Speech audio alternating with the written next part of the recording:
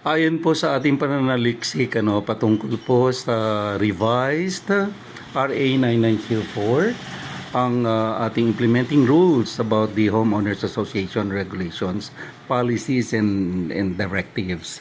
Ngayon po ay kunyari naging failure ang ang election ng any HOA for that matter.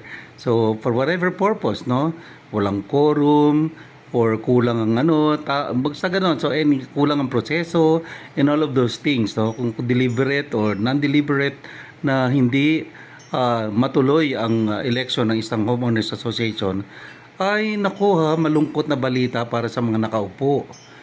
So effective immediately ngayon na po ngayong mga after the revisions and the amendments of the RA 9904, ay wala nang holdover capacity ang mga board of directors. Wala na po silang visa.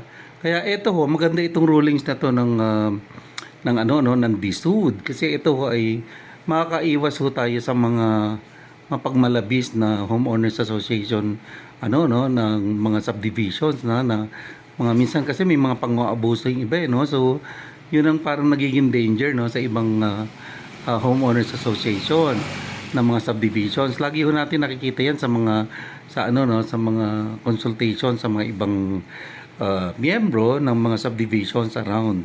Hindi lang dito sa probinsya natin kundi sa lahat po ng subdivisions all over.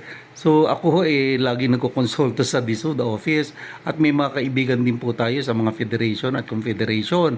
So sa aking mga pagtatanong, ang mga kaso ganyan po marami yung nagmamalabis ng mga officers ng mga board of directors. So para maiwasan yata yan, so based on the studies being made by the the DSUD office and based on the consultation made from the different homeowners association, they have found out and recommended that wala nang holdover para yung mga nagbabalak ng mga opisyal na talagang kumapit sa position ay wala na kayong visa. So yun lang po so para sa kaalaman po ng ating mga homeowners association members yan. So magandang balita yan para sa lahat. So good day and sad day para dun sa mga kapit sa posisyon. Maraming salamat po.